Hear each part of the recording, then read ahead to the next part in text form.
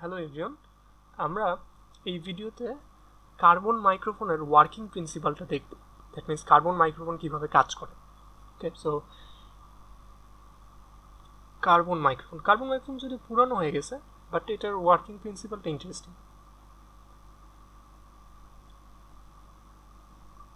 Carbon microphone এবং carbon মাইক্রোফোনকে বলা একটা ট্রান্সডিউসার। সো ট্রান্সডিউসার জিনিসটা কি? ট্রান্সডিউসার হচ্ছে কোনো একটা ফর্ম থেকে অন্য ফর্মে কনভার্ট করে।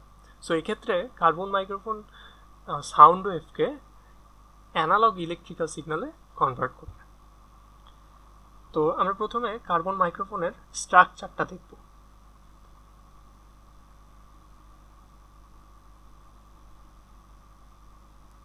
এরকম একটা চেম্বার থাকে এবং চেম্বারের ভিতরে থাকে হচ্ছে দুটো ইলেকট্রোড।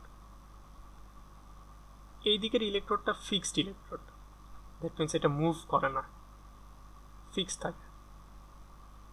এবং এই সাইডে থাকে হচ্ছে একটা ডায়াফ্রাম।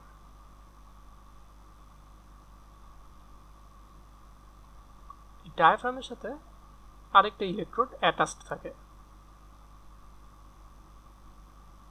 সো ডায়াফ্রামটা অ্যাকচুয়ালি সামনে পিছনে মুভ করে। সো ডায়াফ্রামের সাথে সাথে এই ইলেকট্রোডটাও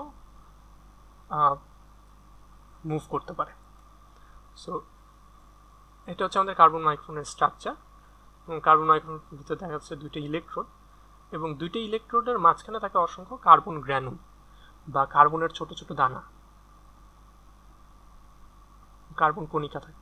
সো এই কার্বন কণিকার রেজিস্টিভিটির উপর ডিপেন্ড করে, রেজিস্টিভিটি প্রপার্টির উপর ডিপেন্ড করে অ্যাকচুয়ালি কার্বন মাইক্রোফোন কাজ করে, বা কার্বন মাইক্রোফোন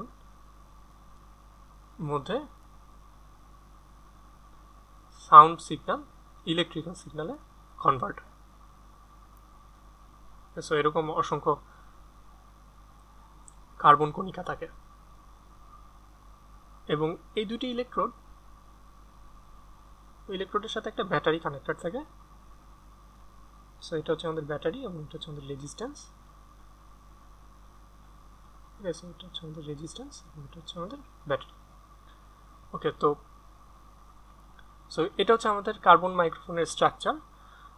তো কার্বন মাইক্রোফোন এই ডায়াফ্রামটা অ্যাকচুয়ালি সাউন্ড ওয়েভের ফ্রিকোয়েন্সিতে সামনে পিছনে মুভ করে। ওকে, সো অ্যাকচুয়ালি এখন যখন ডায়াফ্রামের সামনে কেউ কথা, সাপোজ আমরা মনে করি যে কেউ কথা বলতেছে এই কার্বন মাইক্রোফোনের সামনে। ওকে, সো যখন কথা বলতেছে না অ্যাকচুয়ালি তখন এই মাইক্রোফোনের ডায়াফ্রামটা স্ট্যাটিক, এটা মুভ করতেছে না। সো এখানে আমার কার্বনের কণিকাগুলো কার্বনের কণিকার রেজিস্টিভিটি প্রপার্টিটা অ্যাকচুয়ালি কি? অ্যাকচুয়ালি কার্বন কণিকাগুলো যখন অনেক কাছাকাছি আসে, দ্যাট মিনস কম্প্রেসড হয়, তখন তাদের রেজিস্টিভিটি কমে যায়। ওকে, এবং যখন পরস্পর থেকে অনেক দূরে সরে যায় তখন রেজিস্টিভিটি বেড়ে যায়। ওকে, সো তো যখন কেউ কথা বলে এই ডায়াফ্রামের সামনে, সাপোজ কেউ কথা বললো, তখন এই সাউন্ডের যে প্রেশার বা সাউন্ড ডায়াফ্রামের উপর যে প্রেশার ক্রিয়েট করে, তার ফলে এই ডায়াফ্রামটা এদিকে মুভ করে এবং ইলেকট্রোডটাও মুভ করে। সো ইলেকট্রোড যখন এই সামনের দিকে মুভ করে তখন দুইটি ইলেকট্রোডের মাঝখানে কিন্তু গ্যাপ কমে গেল এবং তাদের মধ্যাকার যে কার্বন কণিকাগুলো আছে সেগুলোর অনেক কম্প্রেসড হয়, কেন পরস্পর অনেক কাছাকাছি চলে আসে এবং এরকম অনেক কাছাকাছি চলে আসে। সো কাছাকাছি চলে আসার ফলে তাদের রেজিস্টিভিটি কমে যায়, রেজিস্ট্যান্স কমে যায়। সো রেজিস্ট্যান্স কমে যাওয়ার ফলে এই সার্কিটের মধ্য দিয়ে আমরা একটা কারেন্ট পাই। ওকে, এবং যখন ডায়াফ্রামের উপর প্রেশার থাকে না তখন অ্যাকচুয়ালি ডায়াফ্রামটা পিছনের দিকে আবার মুভ করে এবং আবার এই ইলেকট্রোড দুইটার মধ্যাকার কণিকাগুলোর পরস্পর থেকে অনেক দূরে সরে যায় এবং আবার রেজিস্টিভিটি বেড়ে যায়। ঠিক আছে, সো দ্যাট মিনস রেজিস্ট্যান্স বেড়ে যায় অ্যাকচুয়ালি। সো রেজিস্ট্যান্স বেড়ে গেলে এই সার্কিটের মধ্যে আবার অনেক কম একটা কারেন্ট ফ্লো করে। ঠিক আছে, তো অ্যাকচুয়ালি আমরা যদি একটা সিম্পল সাইন ওয়েভ কনসিডার করি, এটা simple sine wave.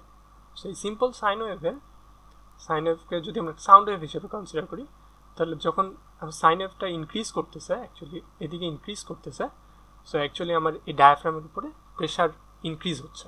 So diaphragm actually আস্তে আস্তে সামনের দিকে মুভ করতেছে এইদিকে।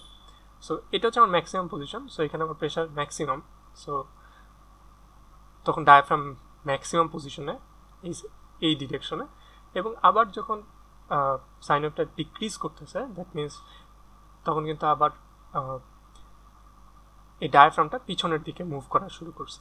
ওকে, এই পজিশনে।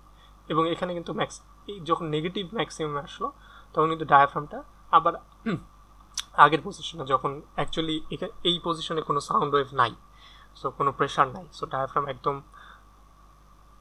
একদম মানে হচ্ছে একদম স্থির অবস্থানে। সো তখন কিন্তু আবার রেজিস্ট্যান্স অনেক বেড়ে গেছে।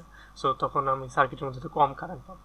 সো অ্যাকচুয়ালি এইভাবে সাউন্ডের ফ্রিকোয়েন্সিতে ডায়াফ্রামটা সামনে পিছনে মুভ করে এবং কার্বন কণিকাগুলো একবার অনেক কাছাকাছি আসে আবার দূরে সরে যায়। সো যখন কাছাকাছি আসে তখন রেজিস্ট্যান্স অনেক কমে যায় এবং সার্কিটের মধ্যে দিয়ে কারেন্ট ফ্লো করে। এবং যখন ডায়াফ্রাম এবং দ্যাট মিনস দুইটা ইলেকট্রোডের মাঝখানে ডিস্টেন্স যখন বেড়ে যায় এবং কার্বন কণিকাগুলো পরস্পর থেকে অনেক দূরে সরে যায় এবং রেজিস্টিভিটি বেড়ে যায়, রেজিস্ট্যান্স বেড়ে যায়। সো রেজিস্ট্যান্স বেড়ে গেলে এই সার্কিটের মধ্যে আবার অনেক কম পরিমাণ কারেন্ট ফ্লো হয়। সো অ্যাকচুয়ালি এভাবেই সাউন্ডের ফ্রিকোয়েন্সিতে ডায়াফ্রামটা সামনে পিছনে মুভ করার কারণে এবং কার্বন কণিকাগুলোর রেজিস্ট্যান্স কমা বাড়ার কারণে আমরা সার্কিটের মধ্যে একটা ইলেকট্রিক্যাল সিগন্যাল পাই, analogue electrical signal. So actually সেই ইলেকট্রিক্যাল সিগন্যালের ফ্রিকোয়েন্সি সাউন্ড ফ্রিকোয়েন্সির ইকুয়াল। সো সাউন্ড ফ্রিকোয়েন্সি যেই ফ্রিকোয়েন্সিতে ডায়াফ্রামকে সামনে পিছনে মুভ করাবে, সো আমি সেই ফ্রিকোয়েন্সিতেই সার্কিটের মধ্যে একটা ইলেকট্রিক্যাল সিগন্যাল পাবো। So that's how a carbon microphone convert sound wave to a electrical signal, sound signal to a electrical signal. So এই মাইক্রোফোনের সাথে যখন আমরা একটা ইয়ারফোন কানেক্ট করবো, সো ইয়ারফোন আবার সেই ইলেকট্রিক্যাল সিগন্যালকে আবার সাউন্ড ওয়েভে কনভার্ট করবে। সো এটা হচ্ছে কার্বন মাইক্রোফোনের working principle. So carbon microphone হচ্ছে এই ধরনের টেলিফোনে ইউজ করা হতো। সো এটা বোঝা যাচ্ছে যে এটা অনেক আগেকার টেলিফোন, পুরানো হয়ে গেছে। সো কার্বন মাইক্রোফোন এই ধরনের টেলিফোন ইউজ করা হতো। So that's all, thank you.